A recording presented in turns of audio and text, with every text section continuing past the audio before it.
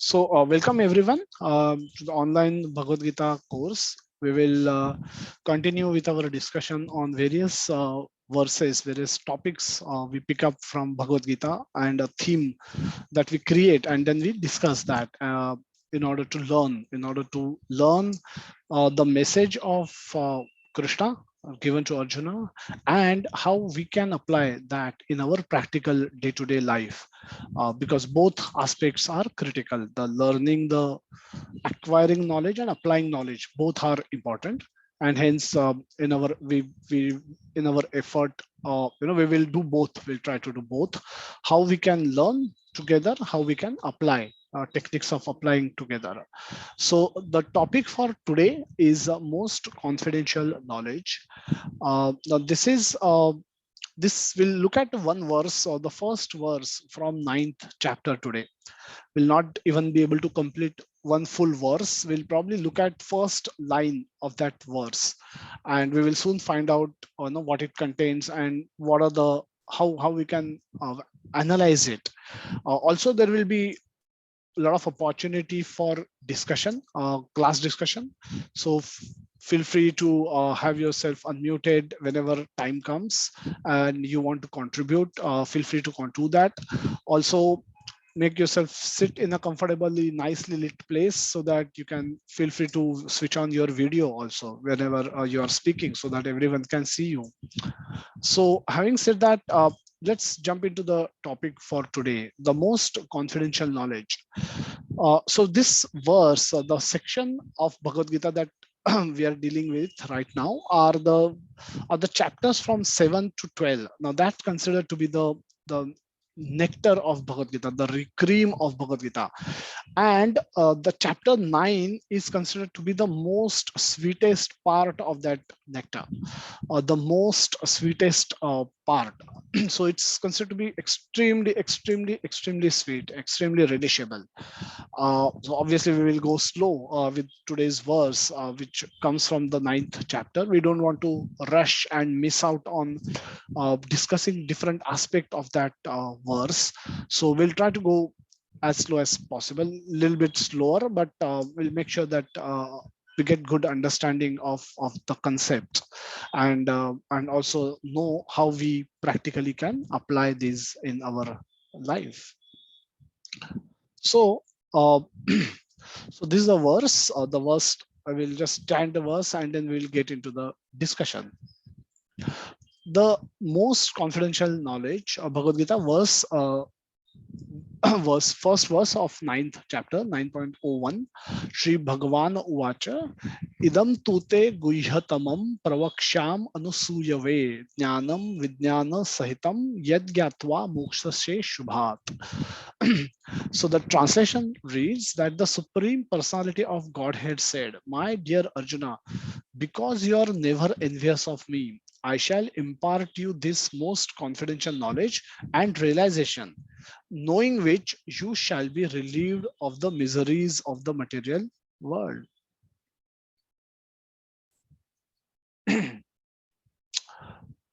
Okay, so so the most confidential knowledge. This is the topic. Prabhupada gives this topic header to this chapter, and we will find out the reason why Prabhupada has given this knowledge, this section, calling it the most confidential knowledge. Okay. So the first aspect we will discuss is idam ganam. The idam comes, the first word of this verse is idam, and ganam. Ganam is the first word of the second line, second stanza. So idam tute guhyatamam. So Krishna is speaking this verse. Krishna is speaking this verse out of his own ecstasy. So this verse, if you so the seventh chapter of Bhagavad Gita, Krishna started on its own, on his own. He was not. So the entire flow of Bhagavad Gita, as we as we see, has a Bhagavad Gita is a conversation, and the conversation, there is a question asked and a reply is given, and then there are a couple of other speakers who also speaks in between, as we have seen in the first chapter. The chapter opens with Dhritarashtra speaking, and then Sanjay is speaking, and then the Duryodhan speaking, and then Arjuna speaks very elaborately. So there are different speakers, but generally the flow from second chapter onwards is predominantly and that conversation is dominated by Krishna and Arjuna, and that too. Most of the speaking is now done by Krishna as he takes over. Arjuna surrenders to Krishna in the seventh verse. He says, "Pruchhami tvam dharma samudha cheta." I'm asking you what is best for me, what is my dharma, and you guide me. I'm your disciple. Shishyaste aham shadhi matvam prapannam. I'm surrendering to you as a disciple. You please now instruct me. Now, once Arjuna surrenders to Krishna, the relationship between them changes. So Krishna appears in the battlefield as a chariot driver, as a driver. I mean, it's very minuscule service that he agrees to do for Arjuna, because didn't Arjuna wanted Krishna on his side. Arjuna didn't wanted his army. Arjuna chose Krishna, whereas Duryodhana was happy to receive his army. So Arjuna wanted Krishna, so he got Krishna. He desired for Krishna, so Krishna delivered himself to him. He make himself available to Arjuna. And once Arjuna surrenders to Krishna in a submissive, humble mood, Krishna take over as a spiritual master, as a somebody, and he turns this entire battlefield into a classroom, a philosophy classroom, wherein he starts speaking knowledge, not a freshly concocted knowledge, not knowledge that he thought of freshly, कि ये question पूछा तो reflective answer दे दिया, कुछ जो मन में आया वो बता दिया, ऐसा नहीं था. तो fourth chapter beginning, he reveals that this knowledge was always there. This knowledge he initially spoke with sun god, and he has given it to sun god. And that it was a Rajarshi.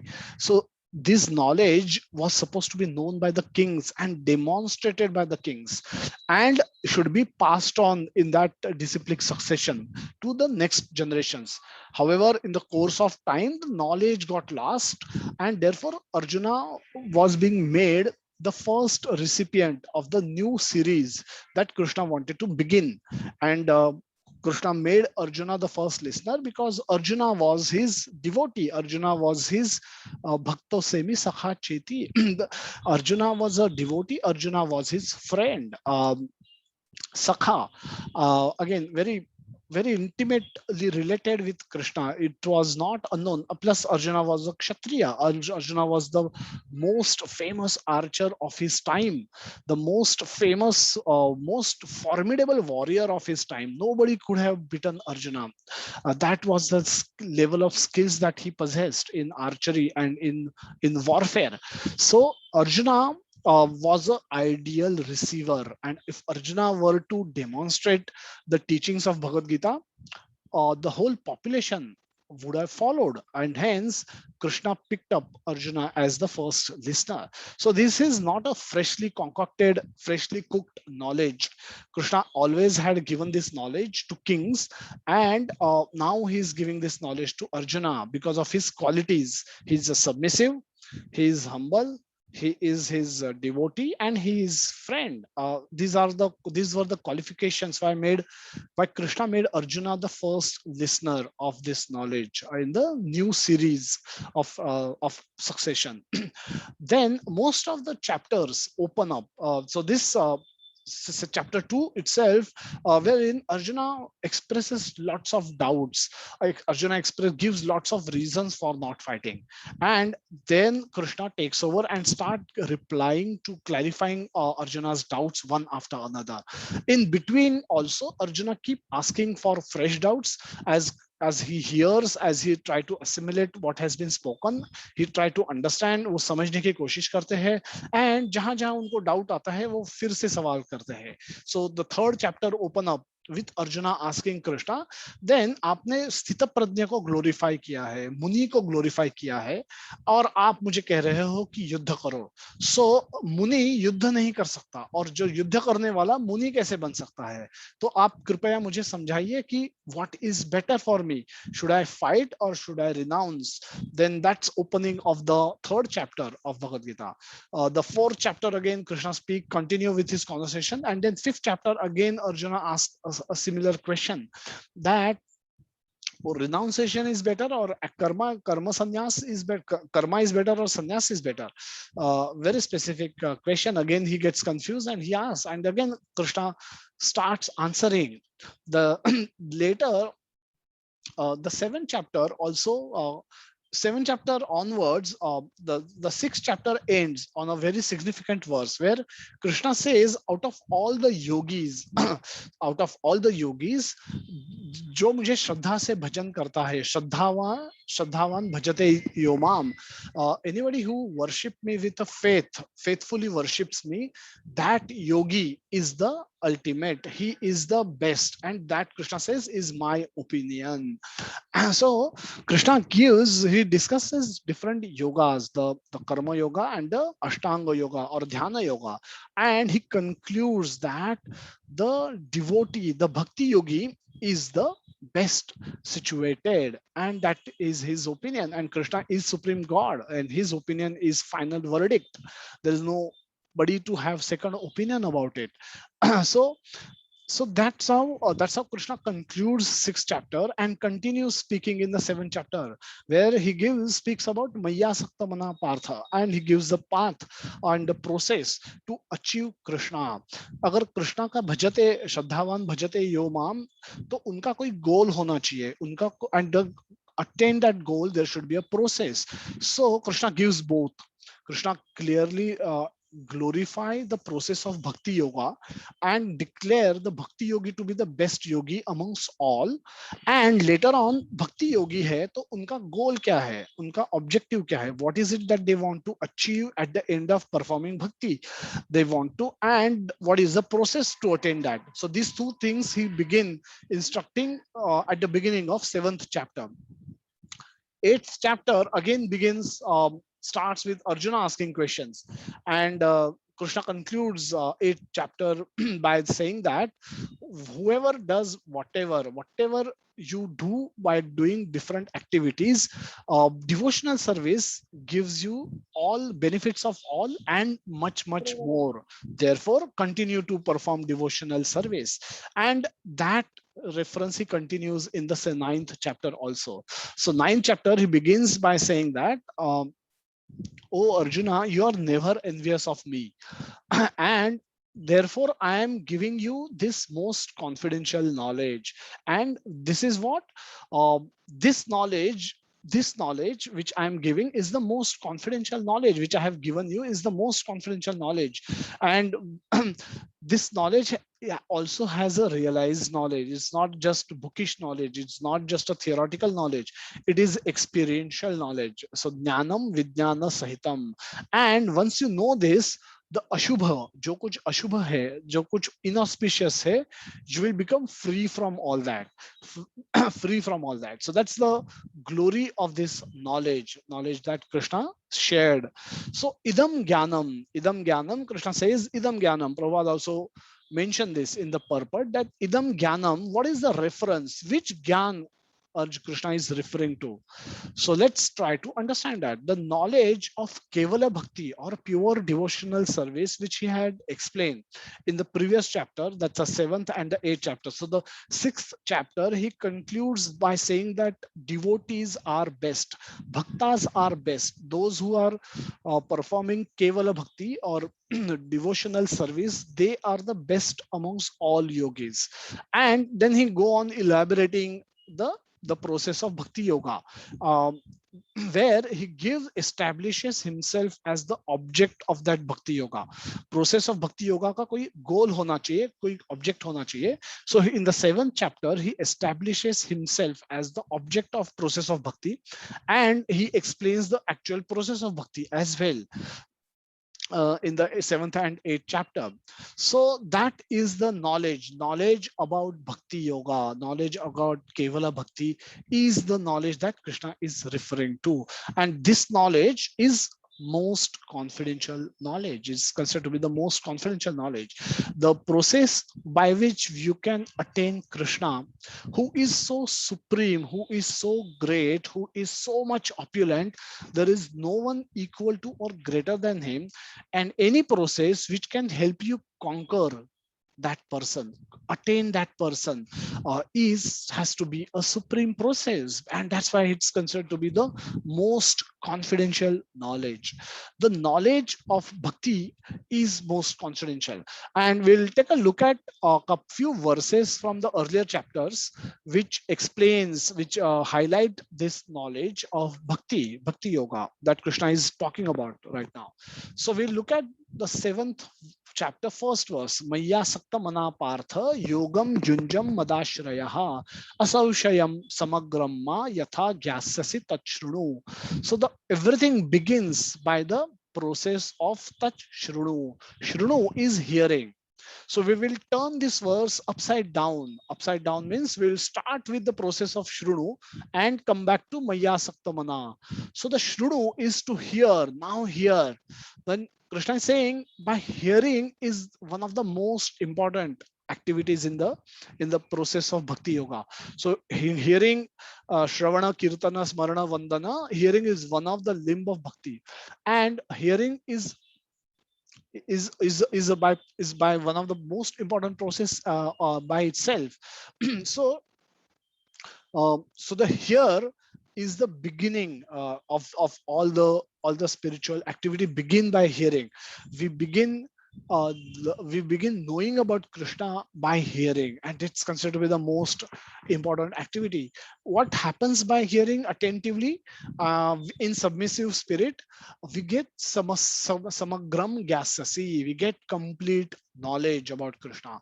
Which knowledge? Not knowledge about how to eat, where we get best vada pav in Mumbai. It's not knowledge about which movie is the best, or which object, which laptop is the best, which phone is the best.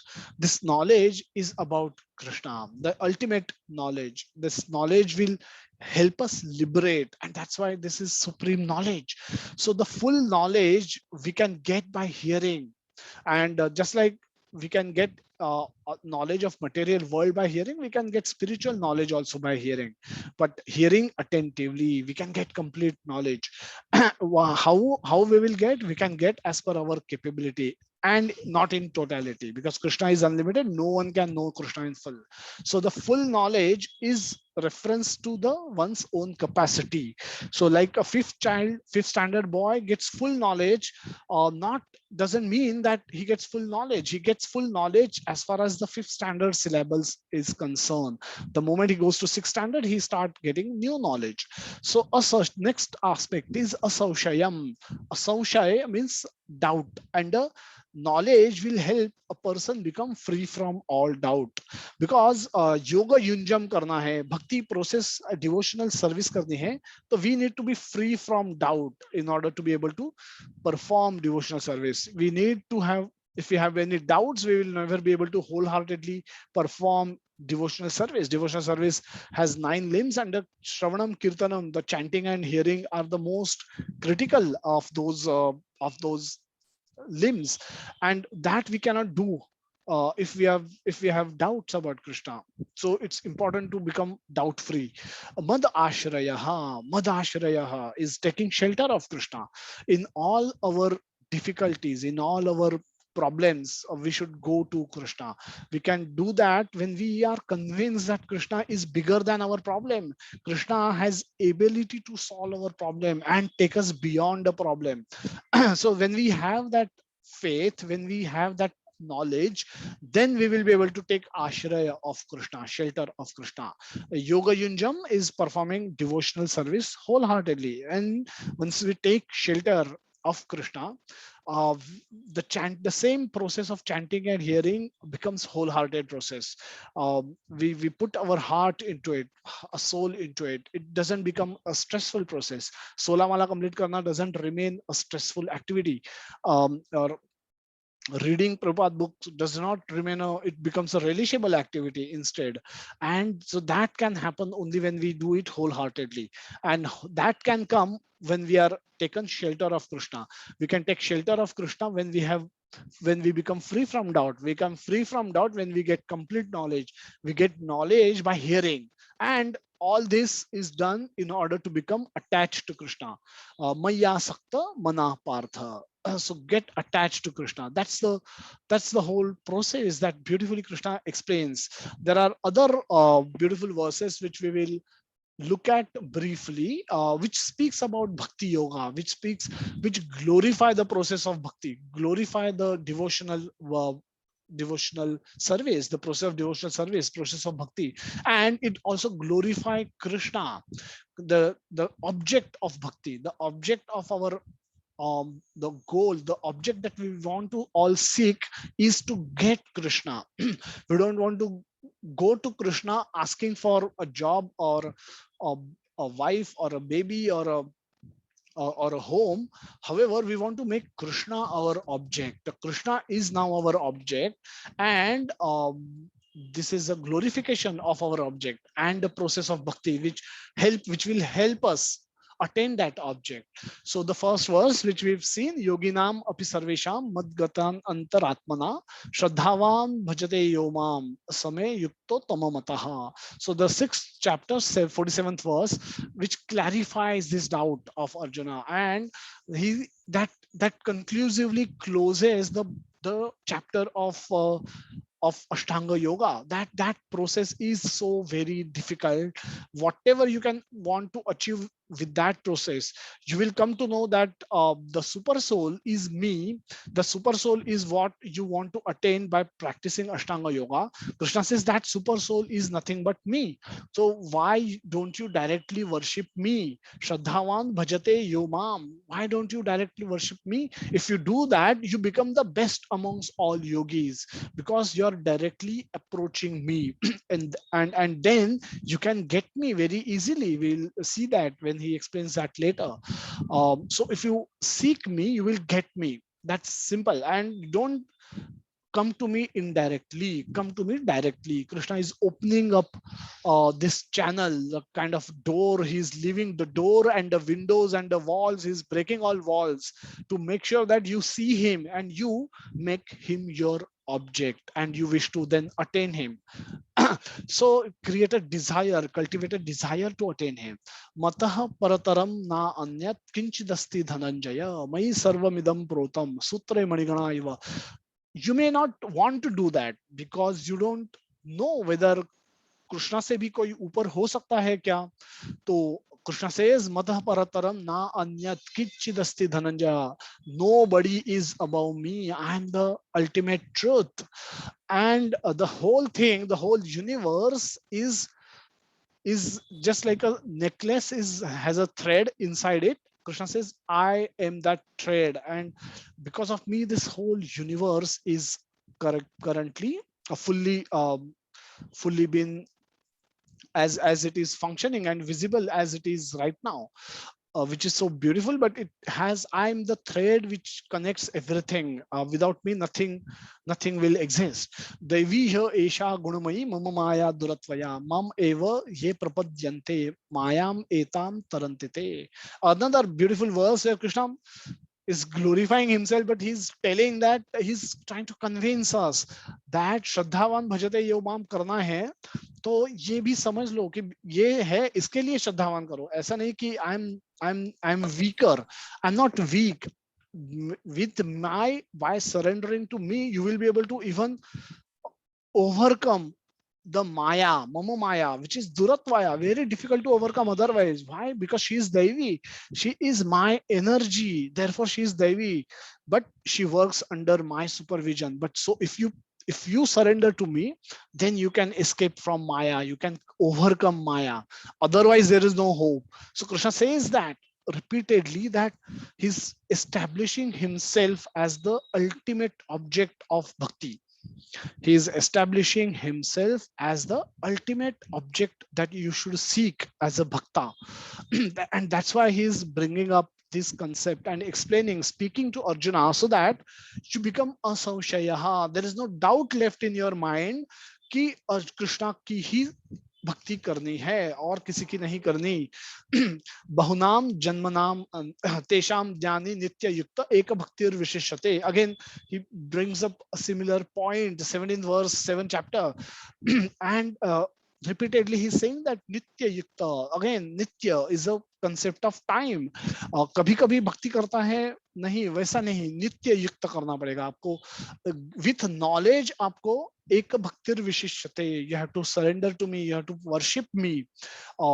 nitya, again continuously, every day, every minute if possible. And again the jnani who do worship Krishna is again glorified in the 19th verse. Bahunam janmanam ante jnanavan mam prapadyate. Jnanavan mam prapadyate. The jnanis surrender to me.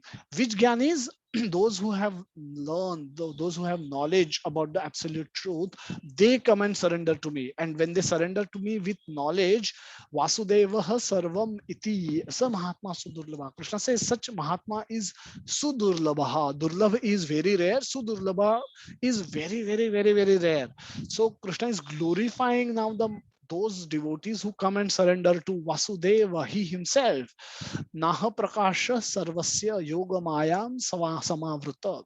Mudho yam na abhijanati loko mam ajam avyayam. So Krishna says, those I don't manifest myself to everyone because I'm covered by Yogamaya. Yogamaya is my energy again. And Yogamaya, why I'm covered? Because I do not want to manifest myself to the mudhas. Those people who don't understand that I am Aja, I am unborn, and I am Avyayam, I am eternal. Thus, his glory, his opulence, those who cannot understand, Krishna says, I do not manifest to them. Again, a beautiful verse of glorifying Krishna and glorifying the process of bhakti. Vedaham samatitani vartamanani cha Arjuna bhavishyani cha bhutani matu vedana kaschana. Krishna says, I know everything, nobody knows me. Only devotees can understand me. Therefore, become a devotee. And last verse in 29th verse in 7th chapter, Krishna again highlight कि ये सब करके आपको क्या मिलेगा? जरा मरण मोक्षाय माम आश्रित्य यतन्ति ये. जरा मरण मोक्षा. जरा is old age, marana is death, and mokshaya is a freedom. Freedom from old age and death. Everybody wants it, nobody knows how to get it. Krishna says mam ashritya yatanti ye. Anybody who surrenders to me, jo kuch mera ashray leta hai, for them this is easy. Jara marana mokshaya. Moving on, now jara marana mokshaya kaise kare? तो ऐसे करे. 8th chapter 5th verse, Krishna says antakale cha mam evam स्मरण मुक्त्वा कलेवरम यह प्रयाति समद्भावम yanti nasti atra samshayaha. Antakal is at the time of your death, at the final moments of your death, at the time of your death. Mam eva smarana muktva kalevaram. That time you smarana muktva, you remember whom? Mam eva. Mam eva. Krishna says, me alone. When you have to remember me alone at the time of your death, if you could do that, then you will get madbhava. Madbhava, you will attain me, and of this there is no doubt. Tasmat sarveshu kaleshu mam anusmara yudhya cha mayarpita mano buddhi mayarpita mano buddhi mame vaishyasi samshayaha. Again, samshayaha. Again, in 2 consecutive verses, Krishna has used 5th and 7th verse. Samshayaha. Of this there is no doubt. किस चीज का doubt नहीं है? तस्मात सर्वेशु कालेशु.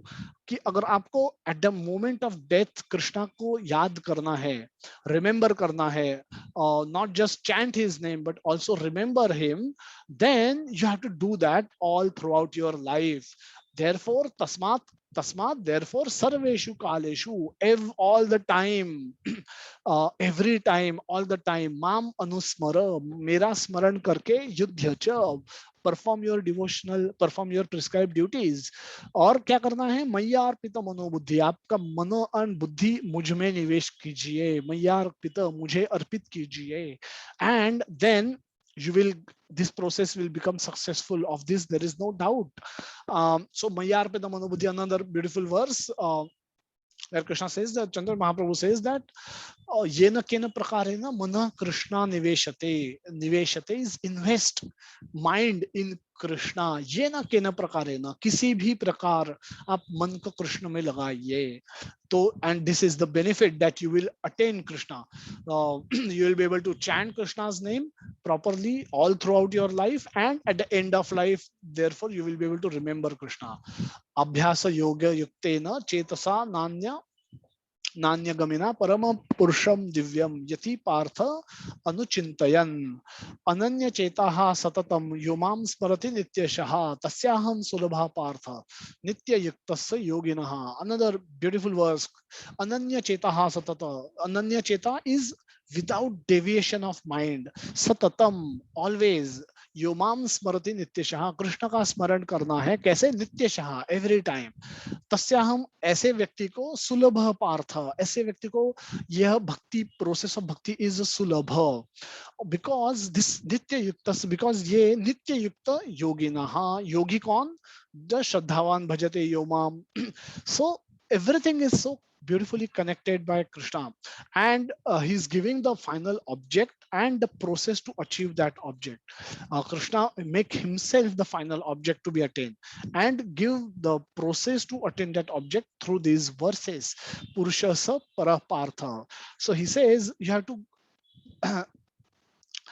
labhyastyam anya bhaktya labhastya ananyaya, ananyaya, that Purusha, Parapurusha, the supreme God, supreme Purusha can only be achieved by a bhakta. भक्त को ही ये लाभ हो सकता है. Nobody else can attain that Purusha, Parapurusha, or the supreme Purusha. 15th chapter, Krishna called that as a super, as the Purushottam Yoga. So that can be achieved only by a devotee. There is no other way to attain that Purusha, because that Purusha is there everywhere. He's there everywhere, but he's also in his dham, in his abode. And in the 21st verse, Krishna says, Tadhamo paramam mama, that you will attain that dham where you will have my association. And that is the ultimate benefit that you can seek to achieve by properly utilizing current human birth. So this is a summary, the 7th and the 8th chapter, the verses which glorify object of bhakti and the process of bhakti both. The object of bhakti is Krishna himself. Process of bhakti is the Yomam Smarati Nityashaha, remembering Krishna Nityashaha, always. And the process starts with Shrunu. So we have to hear to get convinced, and then we have to practice what we hear. We have to actually chant Krishna's name. Vedeshu Yadneshu Tapesu Cheva Daneshu Yat Punya Phalam Pradishtham Atyeti Tatsarva Midam Veditva Yogi Param Sanam Upaiti Chadyam. So Vedeshu, by learning Vedas, Yadneshu, by performing Yagya, तपेशु, by performing austerities, तप करने से, दान करने से, यत पुण्य फलम प्रदिष्टम, आपको जो कुछ पुण्य फल मिलेगा. और a devotee, a bhakta who is worshipping supreme personality of Godhead, Krishna himself, will get everything and more than that. And that is the glory of process of bhakti. So this is the most, so this is the knowledge aspect of this. The progression now. So idam jnanam is what we discussed so far. We will come to the most confidential knowledge aspect, and this is where we will open up for contributions from everyone. We'd like to hear everyone's view. I'll tell you what, when.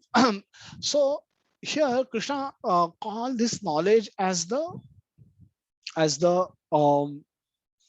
as the most confidential knowledge. He says this in this verse, that guhyatamam, that is guhyatam, guhyatar, and guhyatamam are the good, best, good, better, best. This is the best. This is the most confidential.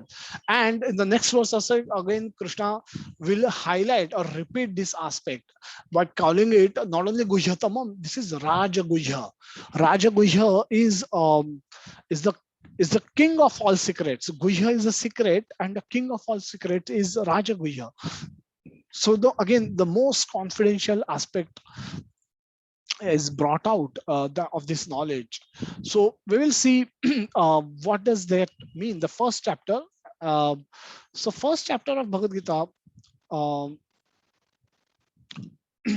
speaks, the entire discussion happens on the bodily platform. So Arjuna is speaking about killing his relative, and everything that he has spoken was with reference to their current bodies.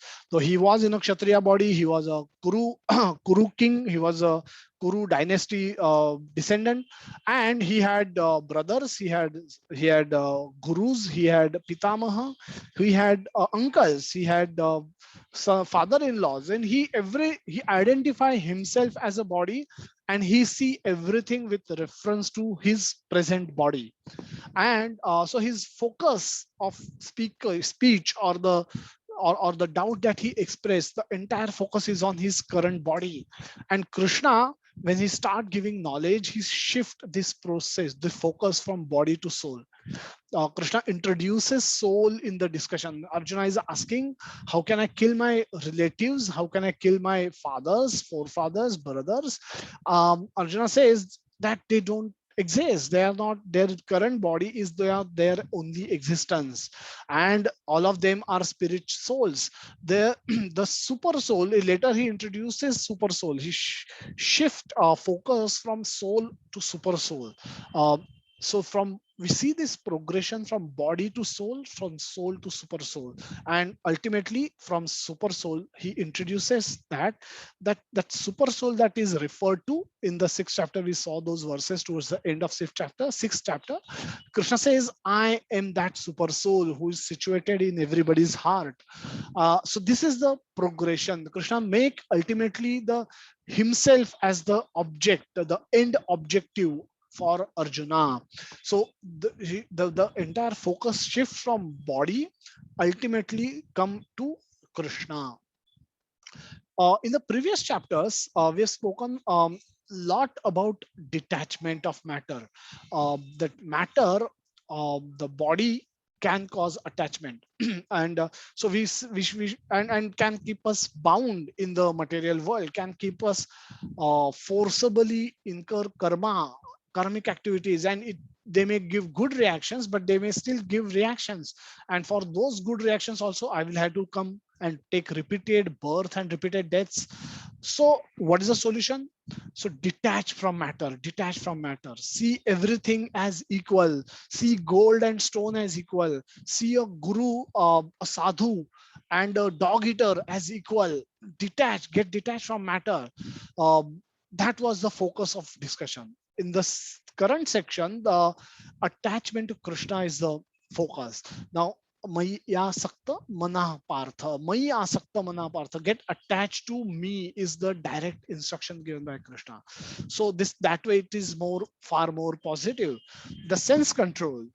There are so many verses after verses. We saw that the senses need to be controlled, and senses are dangerous. Senses can cause downfall of even a sadhu who is trying to endeavor very hard. The senses need to be protected from the sense object. And so there is a lot of talk about control, protection, and that can be intimidating at times, because हम positive नहीं बात कर रहे हैं, we are negative, अगर ये करेंगे तो वो होगा. Out of fear we are focusing on control, say no to everything, and thereby control your senses. So in the current set of chapters, the focus shifts from controlling senses to engaging senses. So engaging senses in doing what? Engaging senses in serving Krishna, in remembering Krishna. developing our remembrance for Krishna, cultivating, doing all those activities which will help us cultivate our remembrance for Krishna, for the ultimate test, that examination that we need to appear at the end of our life. Mind control, we spoke elaborately about our mind, how mind is our enemy, how mind is our friend, and that mind control does not becomes very easy. Even if we get, no matter how much knowledge we get, controlling mind trick us every time. Mind cheat karta hai humko, and it trip us from the path. We temporarily get tripped from our path by the tricks of mind. My mind play tricks on us all the time, and every time, and most of the time we lose. We lose because mind is extremely powerful also, just like Maya execute her plan through our mind. So mind control was the focus. Now in the current section of verses or the chapters, engaging mind in serving Krishna is the focus. And lastly, the lust control is was our focus. The third chapter, Krishna says that any jnani, anybody who is trying to cultivate jnana, lust is their eternal enemy. If they cannot control lust, they will never grow in their endeavor. जो कुछ उनको करना है उसमें वो successful कभी भी नहीं हो सकते, because lust will bring them down ultimately. So controlling lust is the most important activity for everyone, and that basis पे ही वो fourth chapter शुरू होता है, where Krishna says that I have given this knowledge of Bhagavad Gita, wherein this is part of that knowledge to some God, and later on it has been passed on, because unless kings control their lust, unless the kings are executing this knowledge, unless the kings become devotees of Krishna, how can their praja become devotees of Krishna? That's how the succession was. The yad yad acharati shreshthas. Shrestha has to have a proper acharan, not just learning but also behavior. They need to demonstrate to their actual behavior what they have learned, and then everyone follows them simply. So the lust control was the focus, and we now bring our focus to love. The opposite of lust is love, love and devotion, love and devotion towards Krishna. So let's open up for everyone. So this is the progression of knowledge. Let's take an example of why, then we will try to understand why is Krishna calling it as the most confidential knowledge through this activity. So let's try to understand with reference to our Prime Minister of India, Shri Narendra Modi, uh, what is our knowledge about him, which can be contextual, which can be confidential, which can be more confidential, which could be most confidential knowledge. What what we know about Sri Narendra Modi, who is our prime minister. Say, for example, he is prime minister of India. He is currently prime minister of India, serving second term. That's a contextual knowledge. Similarly, if you know something more about Sri Narendra Modi, then that becomes confidential knowledge. Not everybody knows. Now, this contextual knowledge is like everyone knows, right? So something similar. So let's hear from everyone that how do we, what we know about Sri Narendra Modi, how can we put into these four aspects? What is contextual knowledge? What is confidential knowledge? What is more confidential knowledge? And what could be the most confidential knowledge about Mr. Narendra Modi?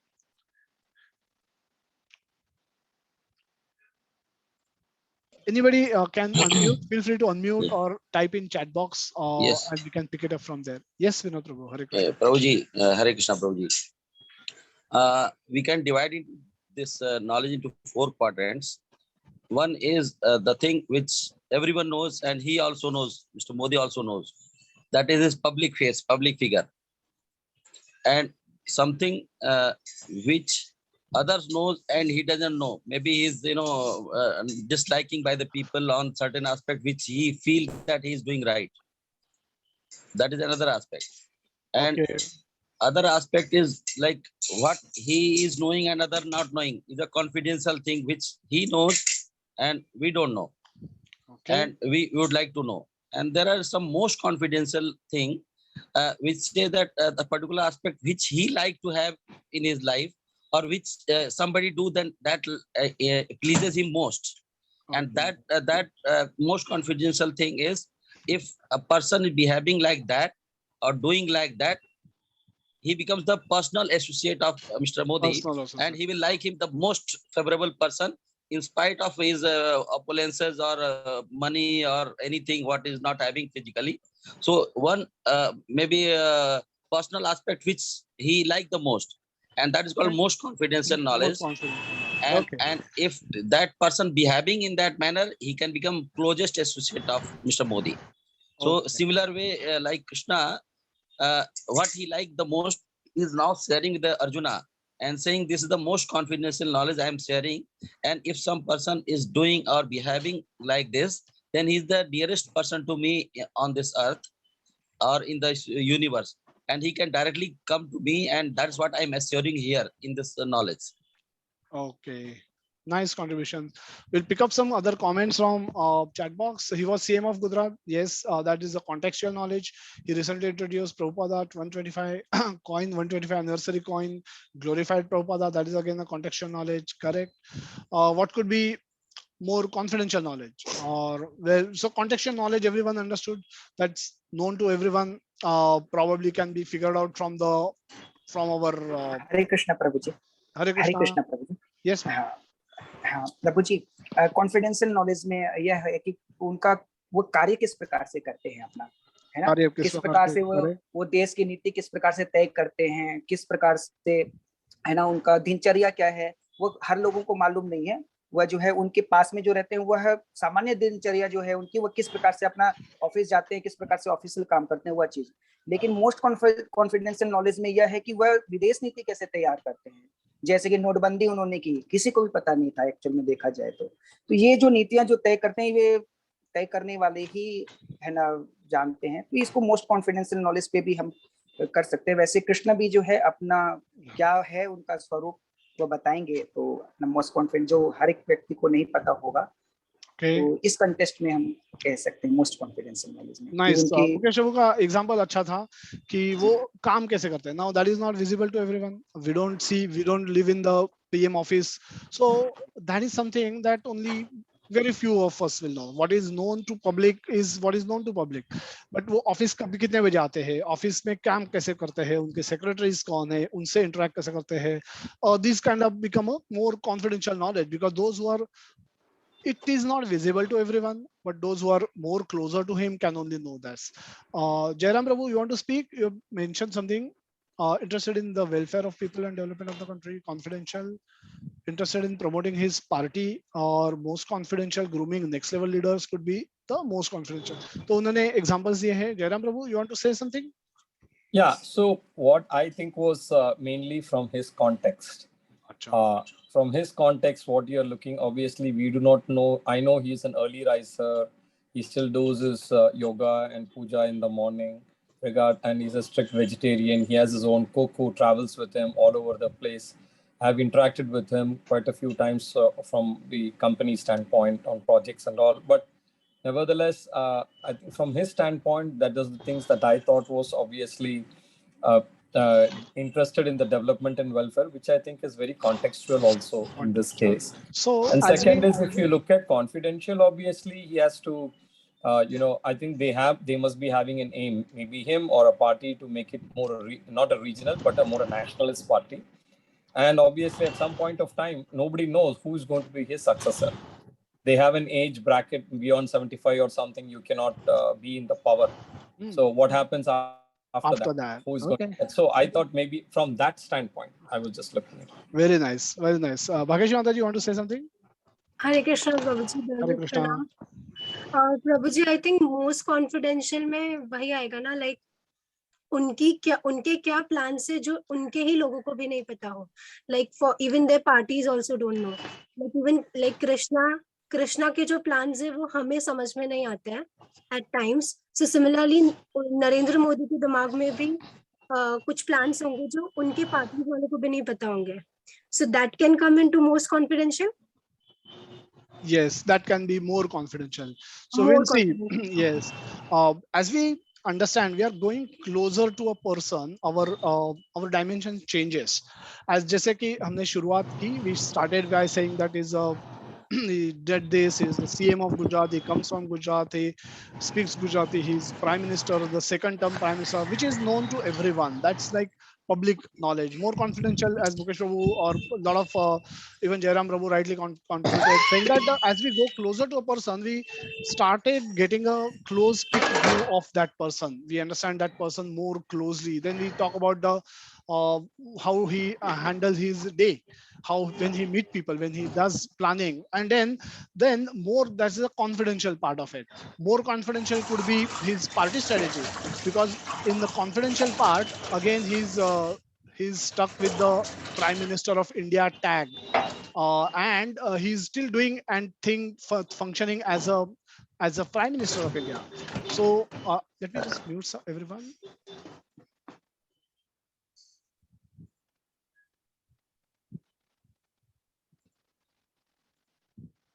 Yes. So from contextual public knowledge to more confidential knowledge to more confidential knowledge. So in the more confidential knowledge, what he is doing for party, how he's what are his strategies, what are his Jairam Ravu mentioned the next succession, the leadership succession that he's planning for his party, which next elections he probably is planning. So from a public figure to a prime minister office to a BJP head or a senior BJP leader could be a more confidential aspect of his activities. The most confidential aspect of his activities are he was a how he interacts with his personal friends, how he interacts with his mother, how he interacts with his elder brother, how he interacts when he go back to his native place where he lived, he grew up, how what he likes to eat. He fast on Navratra, if no matter where he is. Now, these are most confidential aspect of his personality. He promotes, he personally follows Sanatan Dharma. I think Anuradha Mataji or somebody mentioned that also. So these are extremely personal aspects of his personality. These were not a qualification for him to become a prime minister. Not because he fast on Navratri, he was made a BJP senior leader or he became a prime minister. So this is a side of him which is only known to those who are extremely intimately associated with him. It could be his friends, could be his close relatives, direct relatives, or even it could be his school teacher from his native place, or it could be anyone. Those who happen to have the very close, intimate contact with a person. And that's true for not only Narendra Modi, that's true for every one of us, and that is equally true for Krishna. We'll come back to our presentation and we'll see how does matter. So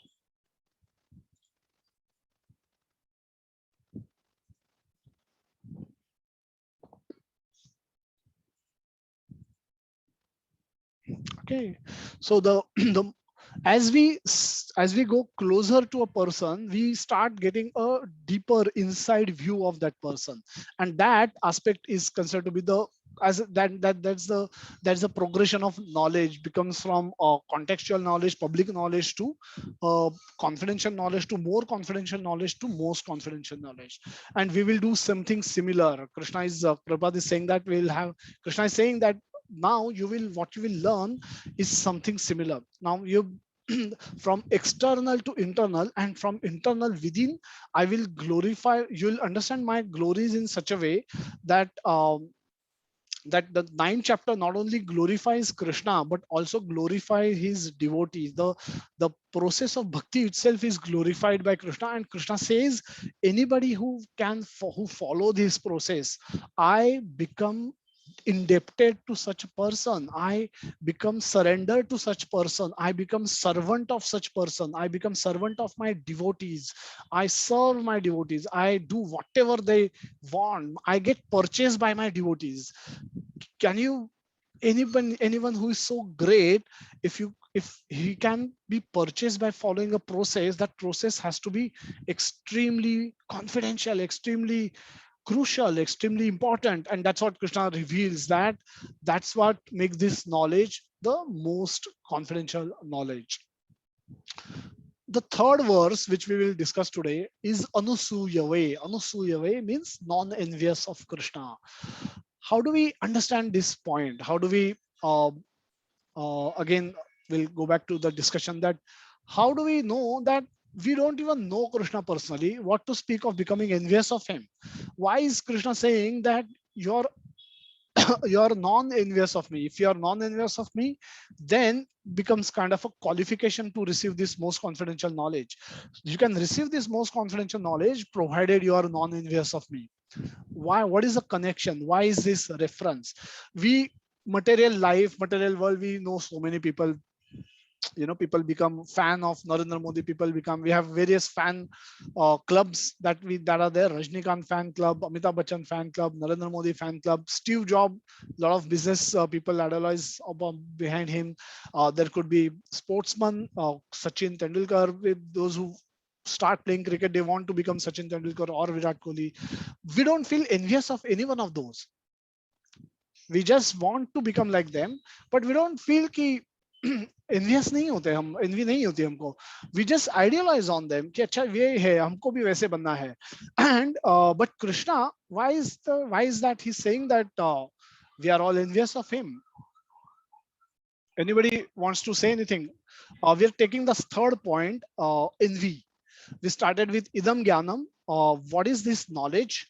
Then we moved on to the most confidential aspect of this knowledge. Why? What makes this knowledge most confidential? And the third is Anusuya way, non-envious of me. Why is Krishna saying, because you're non-envious of me, I'm giving this knowledge? Are we all envious of Krishna? In what way? If at all we are envious of Krishna? Hare Krishna, Prabhuji. Hare Krishna, Pranav Prabhu. Prabhuji, Srila Prabhupada used to say that we are envious of others ultimately because enviousness comes from Krishna. We are envious of Krishna, that's why we are envious of others. And we can check ourselves, our spiritual advancement. If we are envious, then we are in material world. And if we are not envious or not jealous anymore, then we are in the spiritual world. So if we are if we want to exploit the material world, if we want to exploit the material world, because we like, why only Krishna is God? I want to become God.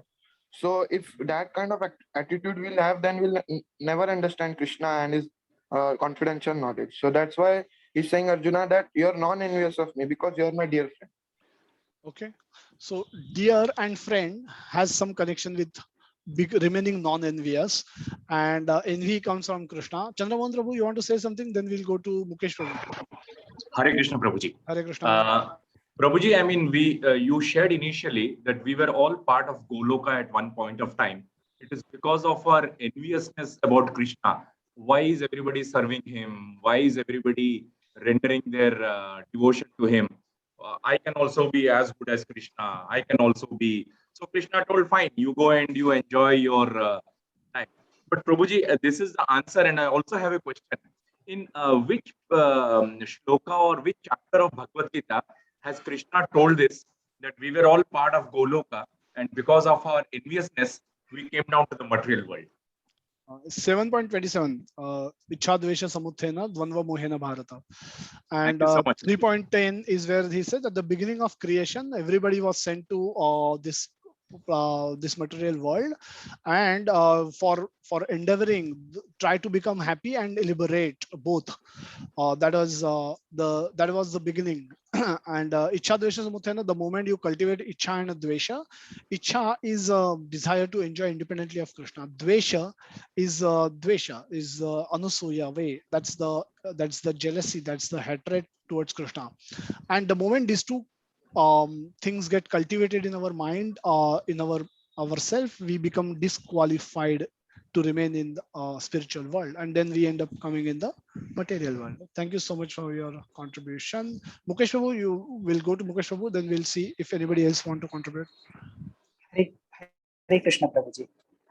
प्रभु जी, जहाँ तक मेरी समझ है, हम बद्ध जीव जब मिथ्या अहंकार से पोषित हो जाते हैं, जब हम अपनी इंडिविजुअलिटी क्रिएट कर लेते हैं इस भौतिक कलमश के द्वारा, तो यह जो है मिथ्या अहंकार ही जो है हमें भगवान के प्रति जो है द्वेष जो है, भाव जो है, क्योंकि हम अपने आप को सुपरलेटिव मानने लग जाते हैं, अपने आप को ही ऐसा प्रोटेक्ट करते हैं कि हम ही सब कुछ हैं. तो जो कि कृष्ण का अधिकार है कि वे ही सब कुछ है, इस प्रकार से हम उनसे है ना सो आप ईर्ष्या बोल रहे बस, हैं कि डायरेक्टली नहीं करते बट इनडायरेक्टली हो जाता है। हाँ इनडायरेक्टली हो जाता है। ठीक है प्रभु जी। Vikas Prabhu, you want to say something? Hare Krishna. Hare Krishna. Yeah, Prabhuji. Yeah, as all the three Prabhujis has rightly mentioned that the why we are here means our being or our existence in the material world is the result of this enviousness. And if we just want to see some practical example, Duryodhan was one of that. So uh, means I am just bit forwarding the question to why this enviousness is most dangerous for us. Is like Duryodhana, his mind was never stable on Krishna, or he was always in the contempt of Krishna rather. So this enviousness is that bad. Means we can never try to come to this point that Krishna is the supreme personality of Godhead, and that is why this enviousness is the most dangerous thing. And once this enviousness comes, our mind intelligence and whole ego follows that, and it becomes more and more. It gets more and more material bondage. So that is why it is the most dangerous weapon of anyone which destroys it. Okay, so envy can help or fall down or guarantees our fall down. Haresh Prabhu, and then we'll go back to presentation. Haresh Prabhu, yes, you can unmute. Yeah, Hare Krishna Hare Prabhuji. Krishna. I personally feel that all these Kama, Krodha, Lobha, Moha, and envy also, it's originated when we are in the material world and attachment to the material world. So Krishna is basically trying to say here that if you are attached to material world, then you will be envious. Be it Krishna or be it anybody else who's competing with you or who's ahead of you in life or whatever. So in that case, when Arjuna is trying to totally surrender to him, that means he is sort of adopting to the spiritual world, and having come to spiritual world, then Krishna is giving him the most confidential knowledge. I mean, that is my way of looking at it. Okay, so becoming submissive to Krishna is the step one. And Arjuna, since he did that, he surrendered to Krishna, he was qualified to receive this knowledge. Thank you so much. There are no, so Mandar Prabhu, I think I just saw your chat, but I think that was a reference to previous question on the confidentiality of the knowledge. So we'll go back to our presentation, then we'll continue. We'll try and conclude on this point quickly. Okay, so this is where we are. So let's go a little bit deeper, the envy aspect. Let's try and understand this a little bit more. So in this world, all that is attractive, whatever we see as attractive, glorious, famous, everything has Krishna is the source of all that. In the 10th chapter says, Krishna says, whatever attractive you will find is a small fragment of mine, a small spark of mine. So whatever glorious opulence that we see is nothing but spark of Krishna. And so to that extent, everything is Krishna himself. However, and these opulences are broadly classified as the six opulences. And Krishna says, we say that Krishna has these six opulences in full. Nobody has equal or more than these things, any one of these things, more equal or more quantity in quantity than Krishna possesses. So Krishna possesses these six opulences in to the greatest or the best ability, to the best or the highest possible quantity. So one is the beauty, knowledge, strength or power, fame, riches, renunciation. So all the six qualities or all the six gunas, Krishna possesses them in full. And what about the famous people? Now you have Miss Universe. Somebody yesterday there was a picture of Miss Universe, Miss India, who will now represent India in the Miss Universe contest. So there are Miss Universe, Miss Worlds, or the most beautiful, all-time beautiful people in the century, all-time beautiful people in the whatever known humanity, and so on and so forth. So all these beautiful people, Krishna is more beautiful than all of them. any one of them. In terms of knowledge, we have great scientists, we have intelligent people amongst us, among this group or outside. The India's most intelligent person, the world's most intelligent person in technology, in mathematics, in whatever. Krishna has more knowledge than all of them put together. The strength, the Krishna has more strength than any one of us, all of us put together. Krishna is most famous person, most rich person on this planet. Everything belongs to Krishna.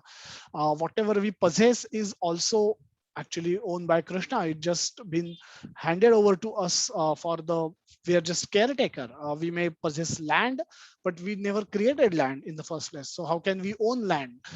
So we just use that land as a caretaker. It's all in our possession, temporary possession. The next birth we go away, we may go to the our next generation, or it may go to government, or whatever it may happen. So we have no zero control, and when we take next birth, we will not have any connection with that land.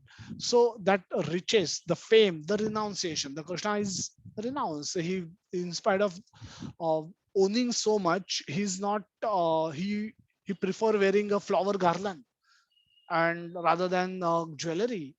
And he can renounce, he can walk away from a rasa dance just because the gopis felt proud because Krishna's of having got Krishna's association. He can walk away, he can leave away.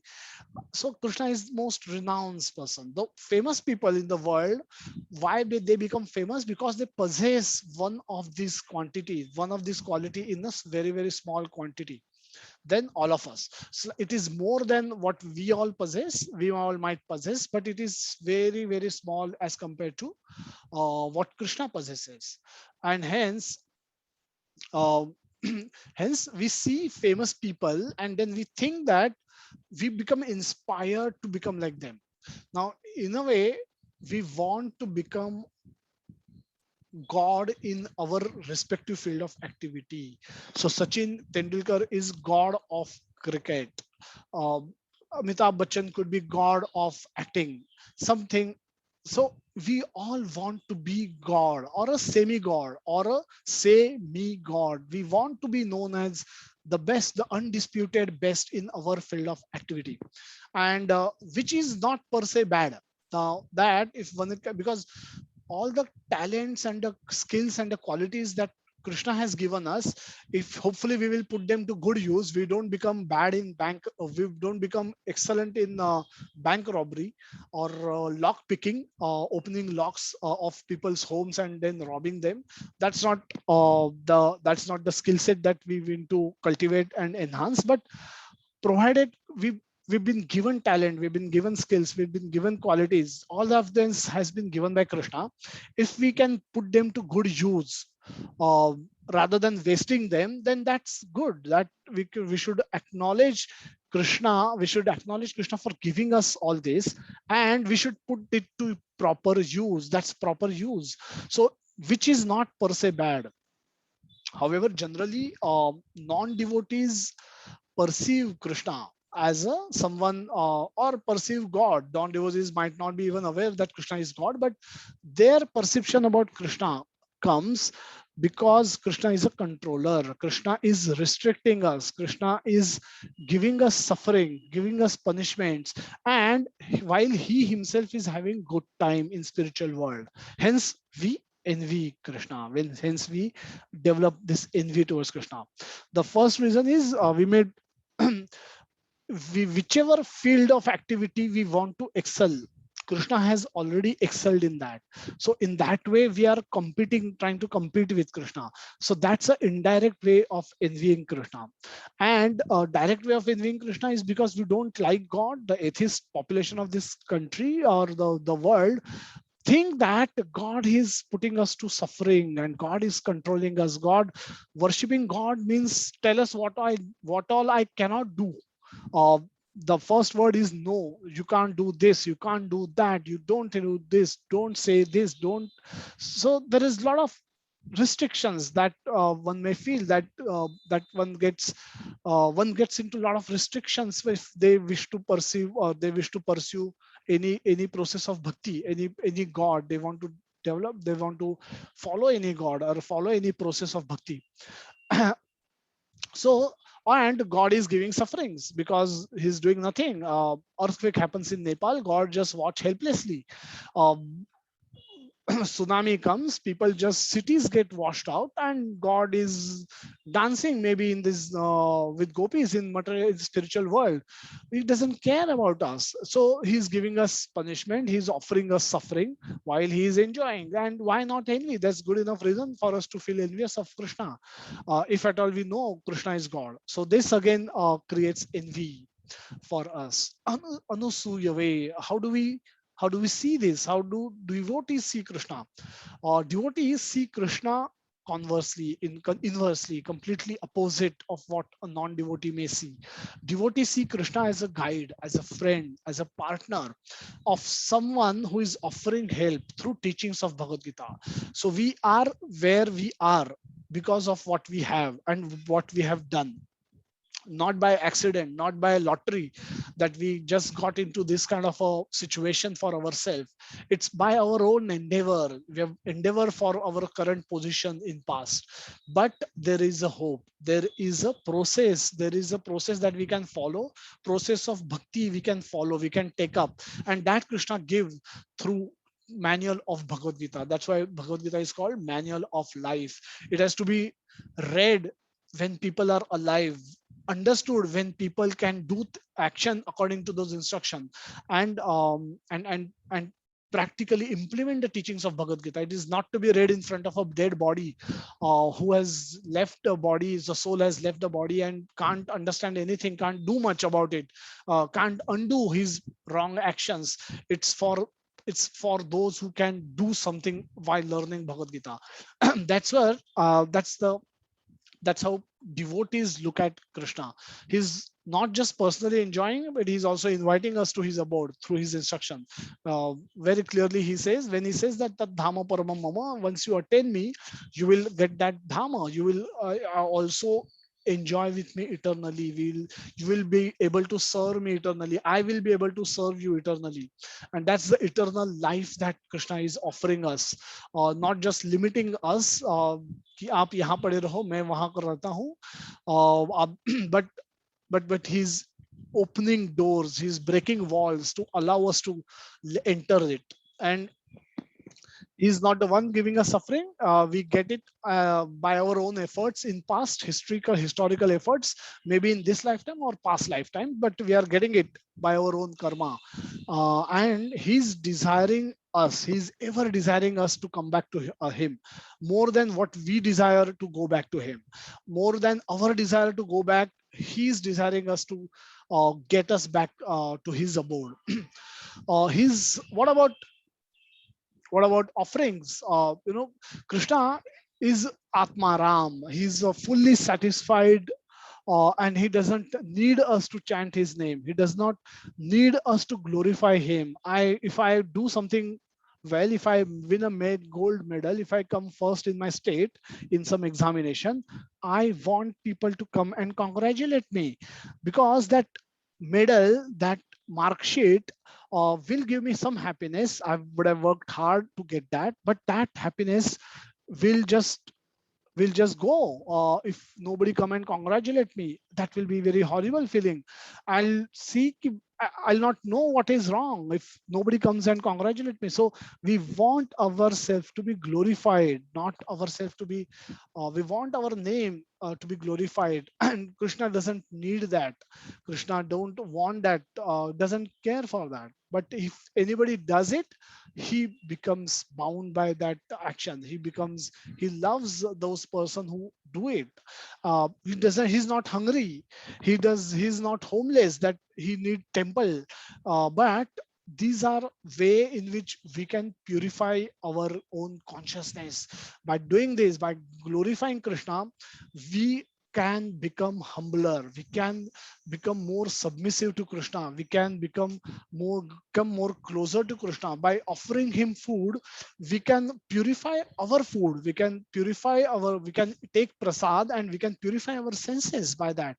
So for going to Golok, going to his dham, this is a purification that is required for us to undertake, and that purification is at a physical level, at a mental level, intellectual level, and also at a spiritual level. So everything helps us purify our consciousness eventually and cultivate remembrance of Krishna. So Krishna doesn't stop just by doing that. So he gives process of knowledge, knowledge of bhakti, and the processes which are given for purification, and we can we can stop competing with him. By that, we can become more submissive to him, and we can stop competing with him out of envy. He descends to Krishna. He doesn't just stop doing that. He descends to Krishna and perform wonderful pastimes, which are captured by way of historical books called scriptures, or like Bhagavatam, like Ramayana, like Mahabharata, where Bhagavad Gita appears. So all these wonderful pastimes of Krishna are documented. So he enjoys those pastimes while he is present in the material world, while he appears in the material world, and later through by hearing those narrations, his devotees purify. All those who are non-envious of him, those who want to devote to him, they purify. Their their love for Krishna enhances by hearing these pastimes, and by he does it why? Out of his causeless mercy and purely for our benefit. He has no other motive than this, so that we can develop love for Krishna and desire to return to Krishna in his spiritual abode. The last slide we have, the glories of Krishna described in Bhagavad Gita and Srimad Bhagavatam work in two ways on two different type of people. One is devotees and the other ones are non-devotees. If I am already envious of Krishna, if I have a negative sentiment towards Krishna, negative emotion towards Krishna, and if I hear his glories, what will happen? My negative emotions will multiply, will grow into bigger negative emotions, and by which my envy towards him increases, my hatred towards him increases. By hearing, so that's why the knowledge, why that's why this knowledge need to be kept confidential.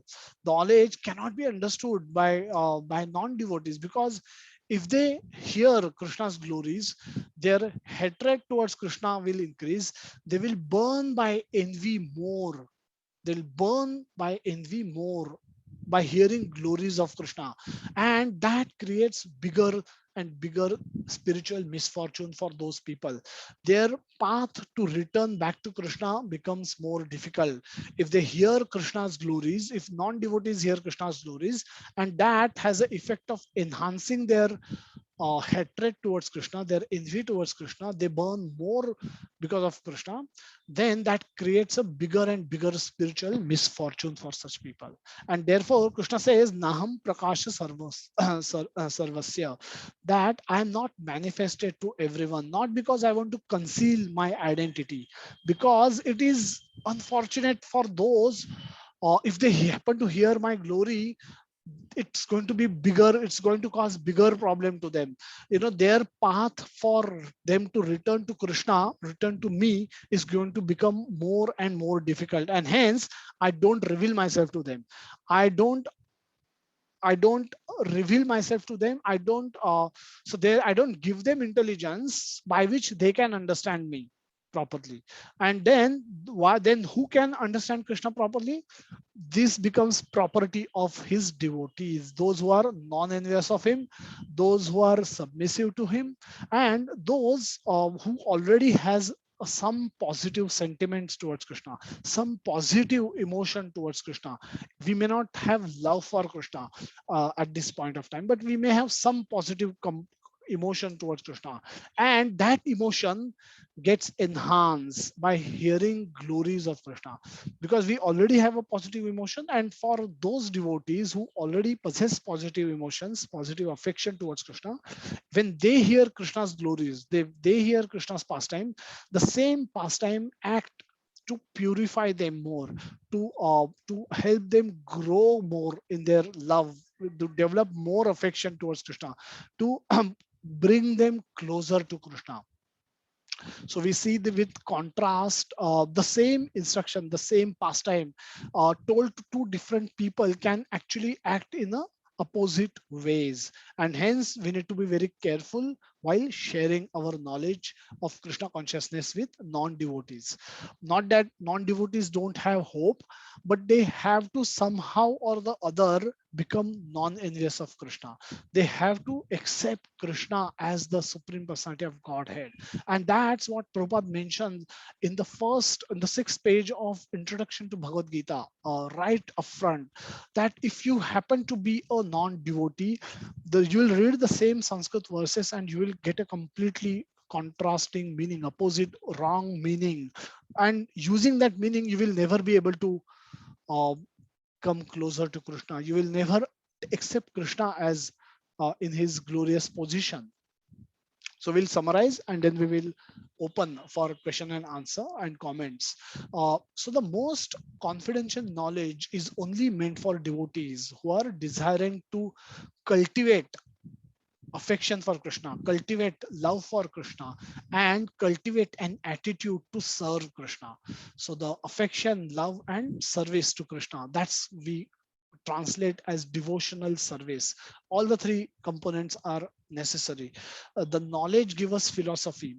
The practice, the hearing and chanting, gives us the actual experience, and the service gives us the actual experience. The knowledge is put into practice when we take up chanting, when we take up process for cultivating remembrance of Krishna, and ultimately when we serve Krishna wholeheartedly, we realize happiness that we can relish in Krishna's service. That is the process that Krishna has given us, and by mercy of Srila Prabhupada, he has provided us through his scriptures and his institution, where this can be actually practiced, and everyone can practice, everyone can experience. For others, this knowledge is not so much attractive. So I was a non-devotee, when I heard Bhagavad Gita, it didn't meant anything to me. I had a zero effect, and I was left wondering that why it is at all called best source of knowledge in the world, and I had zero idea what Bhagavad Gita provided us, and that was such a big mistake. So I met during one of the book distribution in drive in Dadar pre-pandemic. I met an old man, 82-year-old old man from Dadar Shivaji Park, typical well-to-do person who typically spent 6 months, who has worked in US. Now also he spent 6 months in US, 6 months in India, and and had studied in Dadar Shivaji Park Balmohan school, and he had studied Bhagavad Gita as part of his curriculum, school curriculum, and he said to me that he doesn't understood it at all, and though he studied it and he studied subsequently also, he attempted, it didn't meant anything to me.